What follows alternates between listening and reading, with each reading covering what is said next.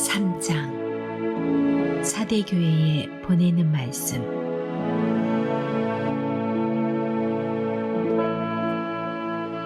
사대교회의 천사에게 이렇게 적어보내라. 한 손으로는 하나님의 7 영을 붙들고 계시고 다른 손으로는 7 별을 쥐고 계신 분이 말씀하신다. 나는 내 일을 정확히 꿰뚫고 있다. 너는 원기왕성한 것으로 유명하다만 그러나 실은 죽은 자다. 돌처럼 죽어있다. 일어서라. 숨을 깊게 내쉬어라.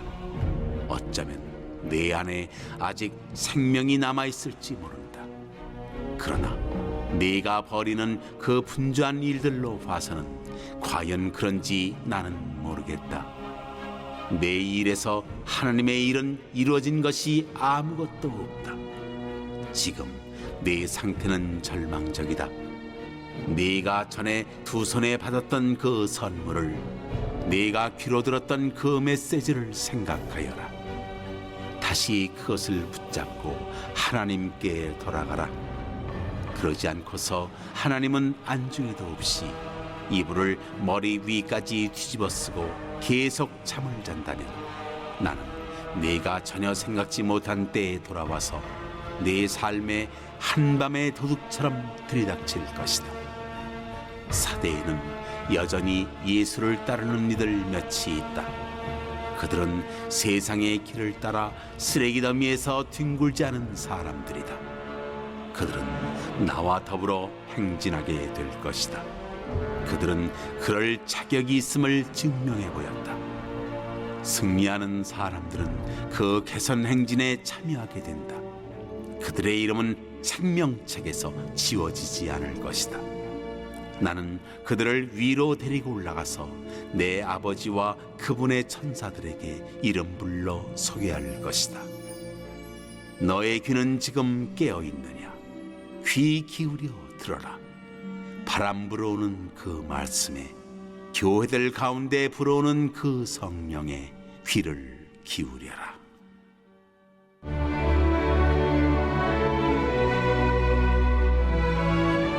빌라델비아 교회에 보내는 말씀. 빌라델비아 교회의 천사에게 이렇게 적어보내라. 거룩하신 분, 참되신 분, 다윗의 열쇠를 손에 가지신 분, 문을 여시면 아무도 잠글 수 없고 문을 잠그시면 아무도 열 수 없는 분께서 말씀하신다. 나는 네가 한 일을 잘 안다. 이제 내가 한 일이 무엇인지 보아라. 나는 내 앞에 문을 하나 열어두었다. 그것은 아무도 닫을 수 없는 문이다. 네가 힘이 미약하다는 것을 나도 알고 있다. 그럼에도 너는 내 말을 지키기 위해 네 있는 힘을 다했다. 너는 힘든 시절에도 나를 부인하지 않았다. 자칭 참된 그리스도인이라고 하나 실은 전혀 그렇지 않은 이들, 실제로는 사탄 클럽에 속해 있는 그 위장꾼들을 내가 어떻게 하는지 지켜보아라. 나는 그들의 가식을 드러낼 것이고 그렇게 되면 그들은 내가 사랑하는 사람이 바로 너라는 사실을 인정하게 될 것이다. 네가 열정어린 인내로 내 말을 지켰으니 나는 이제 곧 찾아올 시련의 때에 너를 안전하게 지켜줄 것이다. 그때는 온 땅의 모든 남자와 여자와 아이들이 시험을 받는 때다. 내가 가고 있다. 곧 갈 것이다. 네가 가지고 있는 것을 꼭 붙들고 지켜서 아무도 너를 미혹하여 네 면류관을 훔쳐가지 못하게 하여라. 나는 승리한 사람마다 내 하나님의 성소 기둥으로 영원한 존귀의 자리로 삼을 것이다. 그러고는 나는 내 위에, 그 기둥들 위에 내 하나님의 이름과 하나님의 도성, 곧 하늘로부터 내려오는 새 예루살렘의 이름, 그리고 나의 새 이름을 적을 것이다. 너의 귀는 지금 깨어 있느냐? 귀 기울여 들어라. 바람 불어오는 그 말씀에 교회들 가운데 불어오는 그 성령에 귀를 기울여라.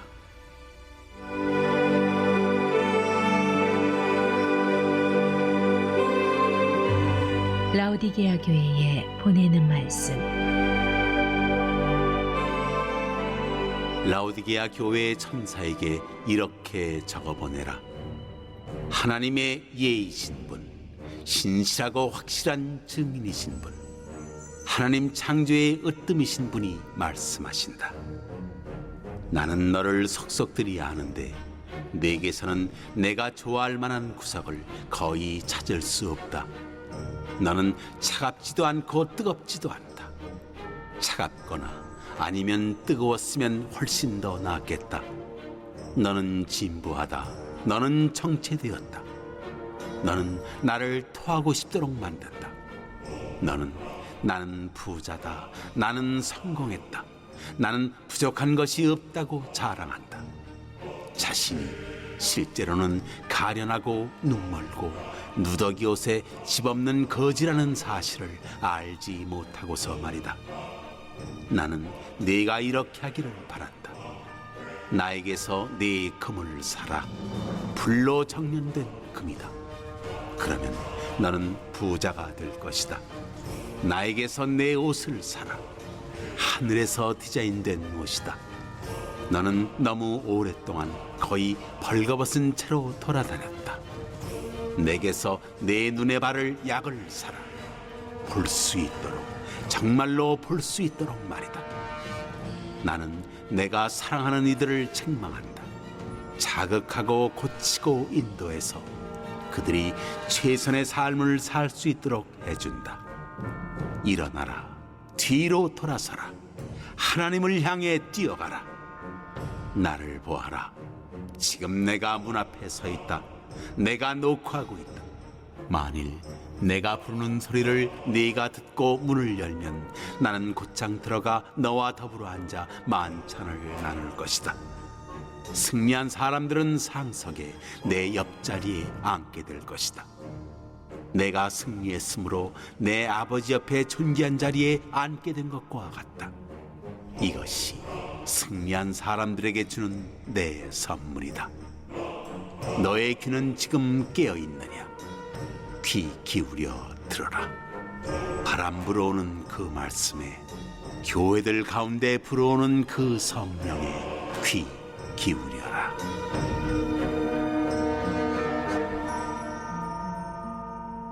사대교회는 살았다 하는 이름을 가졌으나 죽은 자 같습니다. 사대에는 가장 큰 유대인 회당이 있었습니다. 자칭 유대인이라 하나 실상은 사탄의 회당이라는 말과 어감이 비슷하죠. 신앙 고백과 명성에 비해 영적 건강은 좋지 않습니다. 이것은 사대 역사에서 치명적인 한 사건을 떠올리게 만듭니다. 사대는 고대 루디아 왕국의 수도였습니다. 농업, 산업, 군사, 금재련, 풍경은 소아시아의 어느 도시에도 뒤지지 않는 명성을 지녔습니다. 루디아 왕 크로이소스는 큰 부자의 대명사입니다. 만지면 황금으로 변하게 한다는 그리스 신화에 나오는 임금인 마이다스의 신화가 생겨난 곳이기도 하죠. 주전 547년 페르시아 고레스의 침공을 받았습니다. 삼면이 400m 절벽으로 둘러싸인 곳에서 크로이소스는 그리스 용병들이 오기만을 기다렸습니다. 고레스는 요새 점령에 실패를 거듭했습니다. 그런데 사대가 경비를 허술하게 하던 절벽에서 틈을 찾아서 끝내 정복했습니다. 강점이 치명적인 약점이 되었죠. 이후에 사대는 유명무실한 도시가 되어버렸습니다. 도둑같이 이르리라는 경고는 이 역사적 경험을 환기시킵니다. 일깨우라는 말은 경계 태세를 갖추라 하는 말입니다. 3절입니다. 사대교회를 향한 그리스도의 진단과 처방은 정교하고 정확합니다. 전장에 나가는 병사들을 사열하는 장군과 같습니다. 사대교회는 하나님 보시기에 허술하기 짝이 없었습니다. 장비와 무기를 제대로 갖추지 못했습니다. 어떻게 처방해야 할까요? 먼저 깨어나야 합니다. 과거의 명성으로 현재를 살아갈 수 없습니다. 영적 건강을 회복하는 지름길은 깨어나는 것입니다. 영적 경보 체제를 갖추어야 합니다. 둘째, 그나마 남아있는 것에서부터 시작해야 합니다. 그것마저 죽게 되면 회생 가망이 없습니다. 문법적으로 편지를 쓰는 순간에도 죽어가고 있습니다. 응급조치가 필요합니다. 셋째, 기본으로 돌아가야 합니다. 기본에 충실해야 합니다. 이미 받고 들은 것을 기억하는 것이 급선무입니다. 받고 들음은 신약에서 사도적 전승에 대한 올바른 반응입니다. 이미 들은 말씀과 받은 훈련만으로도 충분히 깨어나서 영적 전투에 임할 수 있습니다. 4절로 6절입니다.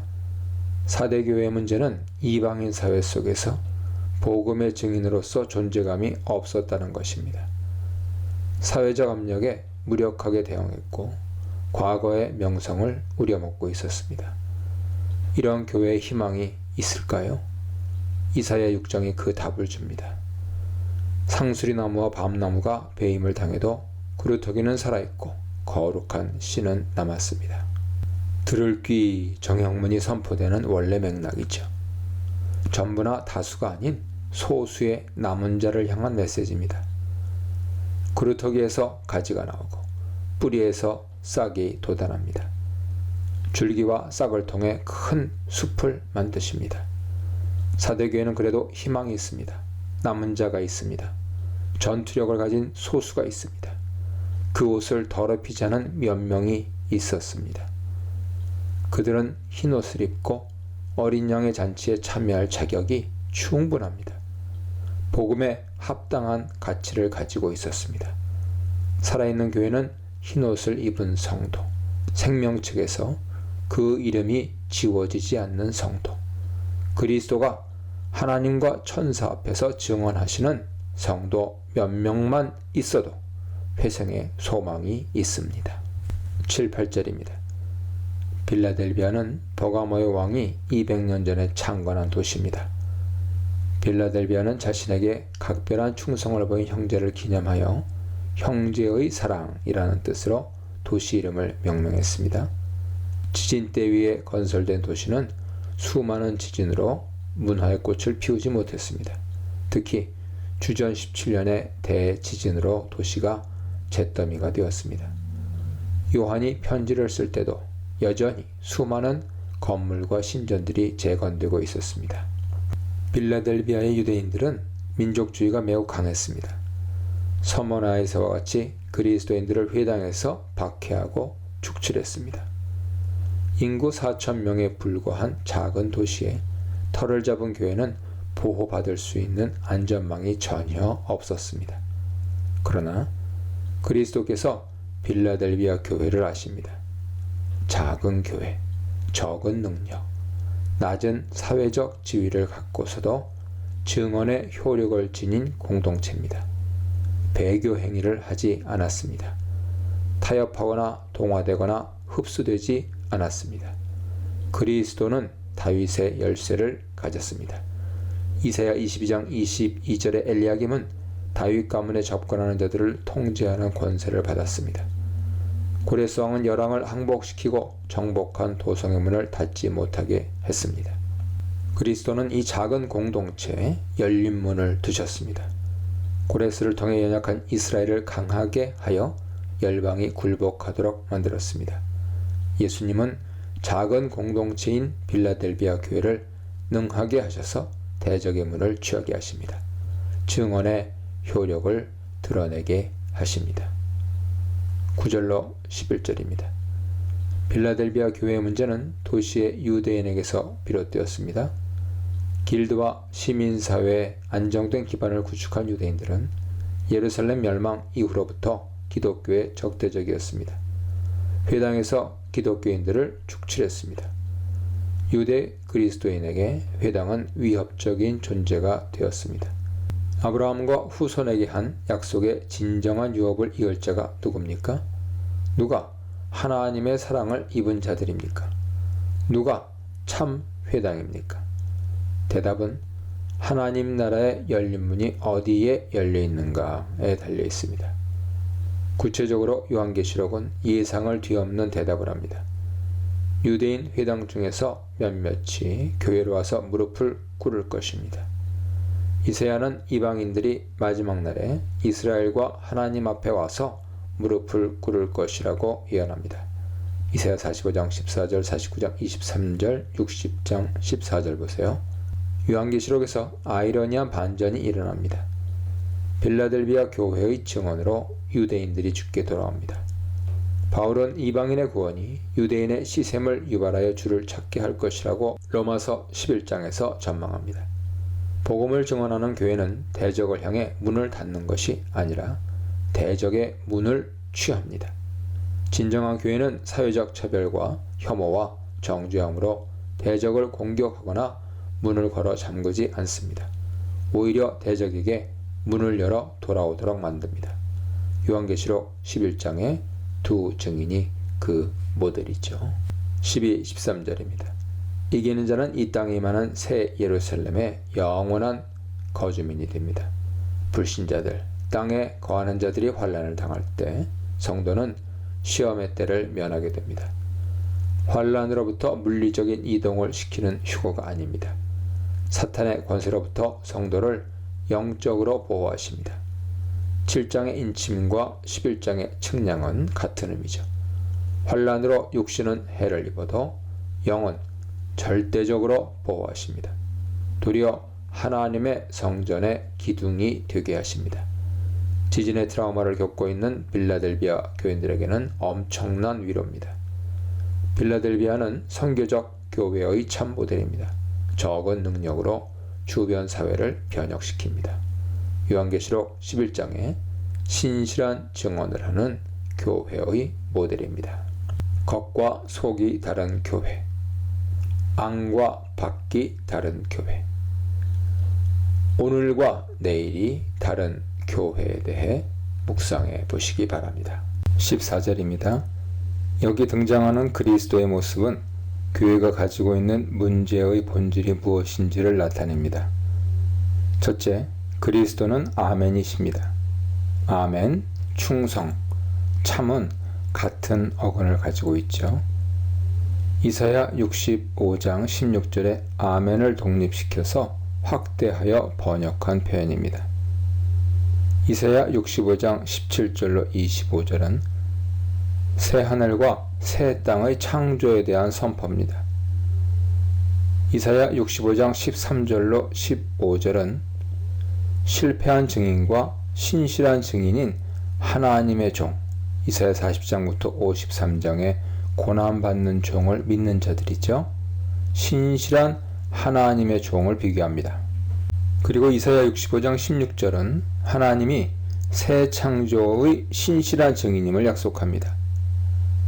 하나님은 이사야 43장 10절로 12절에서 새 창조의 신실한 증인으로 이스라엘을 부르십니다. 그런데 이스라엘은 거짓 증인이고 실패한 증인이었습니다. 하나님은 여전히 신실한 증인을 부르십니다. 라오디게아 교회에 무능하고 실패한 증인이 아닌 신실한 증인이신 그리스도가 나타나셨습니다. 둘째, 그리스도는 창조의 근본이십니다. 부활은 새 창조의 근본이죠. 사대교회는 거의 죽은 혼수 상태지만 몇몇 남은 자가 있었습니다. 라오디게아 교회는 남은 자에 대한 언급도 없고 칭찬도 전혀 없습니다. 부활이 주는 새 창조의 능력이 필요합니다. 죽었다고 봐야 할 교회를 신실한 증인으로 살리기 위해 맞춤형 계시자로 그리스도가 나타나십니다. 15절로 17절입니다. 라오디게아 교회는 어려움을 모르는 교회입니다. 핍박에 대한 언급이 없습니다. 유대인 회당이나 주변 사회로부터의 위협에 대한 언급도 없습니다. 발람, 니골라당, 이세벨과 같이 이상한 사상을 전파하는 거짓 선지자에 대한 언급도 없습니다. 모든 것이 다 잘 돌아가고 있었습니다. 그런데 칭찬은 없고 책망만 열거됩니다. 무엇이 문제입니까? 라오디게아 교회는 사탄이 아무런 위협을 느끼지 못하는 교회, 죽은 교회입니다. 어떤 교회보다도 신실한 증인의 역할을 감당할 수 있는 최적의 환경을 갖추고 있었습니다. 그런데 실패했습니다. 현실에 안주했습니다. 현상 유지를 원했습니다. 아우구스투스 일에 성취된 로마의 평화는 도시의 번영을 위한 계기가 되었습니다. 도시는 군사적 목적보다는 산업과 상업과 금융에 적합했습니다. 유대인이 많았고 교회는 대부분 유대인 개종자들로 구성되어 있었습니다. 무역과 장사를 위해 주변 사회와 잘 어울리는 것이 필요했습니다. 사명에 대한 열정도 현실에 대한 냉정한 판단력도 없었습니다. 현실에 안주하는 타협적인 태도이며 미적지근한 태도죠. 중요하고 시급한 이슈가 등장할 때 이러한 태도의 본성이 드러납니다. 좌우로 치우치지 말라는 말씀은 거들먹거리며 양비론에 빠져 분별력과 판단력이 결핍되고 통찰력이 없는 사람이 되지 말라는 뜻입니다. 싫은 소리 듣기를 싫어하고 비난의 대상이 되는 것을 두려워합니다. 그러다가 전투적인 성격, 교회의 야성을 상실했습니다. 사회에 잘 길들여졌습니다. 사회에 영적 치유나 생명력을 공급하지 못하고 있었습니다. 자만하며 부요하다고 자랑하는 부자교회입니다. 모든 것이 충족하고 모든 여건이 안성맞춤인 환경이 오히려 독이 되었습니다. 자가진단을 하지 못하고 분별력과 통찰력을 상실했습니다. 라오디게아 교회는 호세아 12장 7절로 14절을 되새김질할 필요가 있었습니다. 이스라엘은 상인입니다. 스스로 부자라고 합니다. 더 나아가서 불의함이 없다고 합니다. 호세아 12장 8절 보세요. 호세아 12장 11절에서 하나님은 아무런 가치도 없다고 판정하십니다. 호세아 시대나 라오디게아 교회는 이세벨이 놓은 올무에 걸려 자각 증상을 상실했습니다. 그리스도는 공고하고 가련하고 가난하고 눈멀고 벌거벗었으면서도 수치를 모르는 교회라고 판단하십니다. 지중해 사회에서 수치를 모르는 사람은 가장 어리석은 자입니다. 마치 누가복음 12장의 어리석은 부자와 같습니다. 18절로 20절입니다. 장점이 약점이 될 수 있습니다. 어떻게 해야 합니까? 무조건적 회개는 회개가 아닙니다. 종교적인 위선 중에 위선은 무조건 회개하는 것입니다. 구체적으로, 적합하게, 유효적절하게 회개해야 합니다. 그리스도는 라오디게아 교회가 수치심을 느낄 정도로 상세하게 맞춤형 처방을 내놓습니다. 첫째는 도시의 장점이 교회의 치명적인 약점임을 지적합니다. 먼저 영적 빈곤을 영적 부요로 바꿔야 합니다. 상업과 금융이 발달한 부자 도시에 산다고 자랑하지 말아야 합니다. 금을 재련하듯이 정결한 삶을 살라고 합니다. 다음으로 영적 벌거벗음을 영적 단정함으로 바꿔야 합니다. 긴 옷을 생산하고 거래하는 상업 중심지에 살고 있는 교회가 낯뜨겁게 받아들여야 할 메시지입니다. 성경에서 벌거벗음은 우상 숭배의 전형적인 표현입니다. 수치를 수치로 여기지 않는 자가 가장 수치스럽습니다.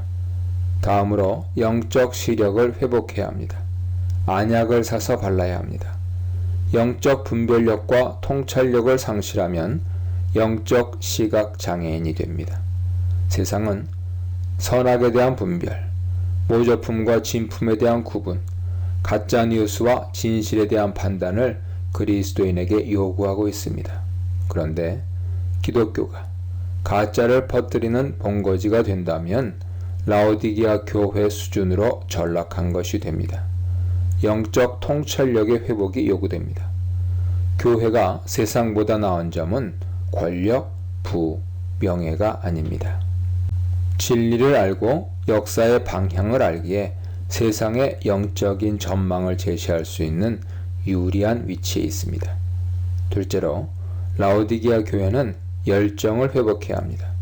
그리스도는 교회를 사랑하십니다. 이 사랑, 헤세드는 언약에 대한 신실한 반응이죠. 언약적 상호 책임을 지기에 책망하고 징계합니다. 이스라엘 역사에 언약에 대한 열정을 폭력으로 표현한 거룩한 전통이 있습니다. 민수기 25장에 비누하스가 그랬죠. 마카비 가문이 그랬습니다.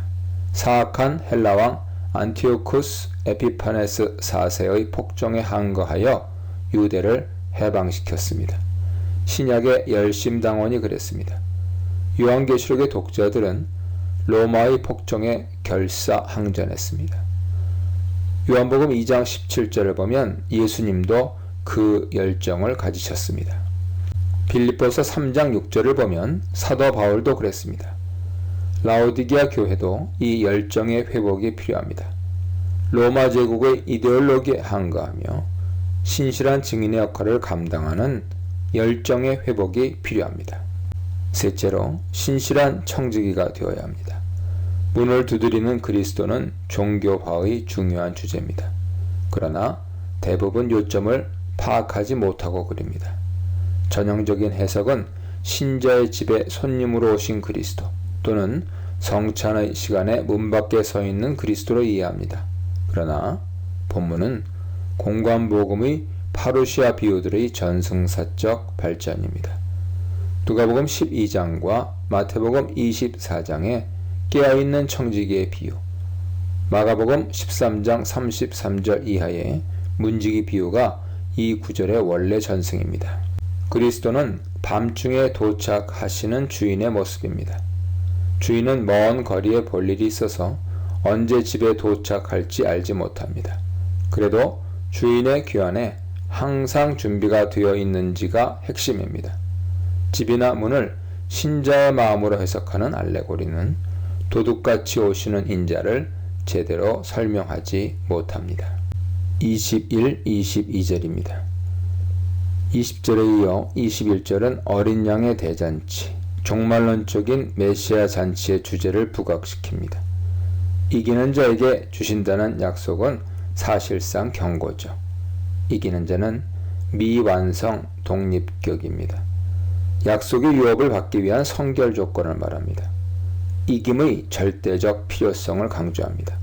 앞에서 처방한 해결책을 시행하여 회개한다면 라오디게아 교회는 종말에 그리스도의 신부로서 어린 양의 혼인잔치에 참여할 수 있을 것입니다.